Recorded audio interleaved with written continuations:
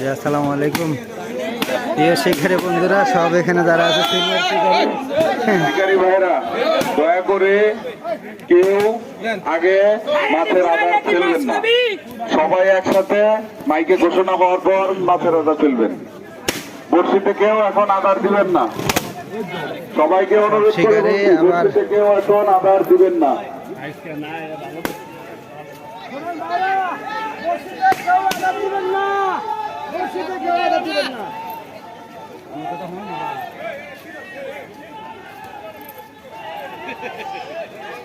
দয়া করে কেউ এখন বড়শিতে আদার দিবেন না।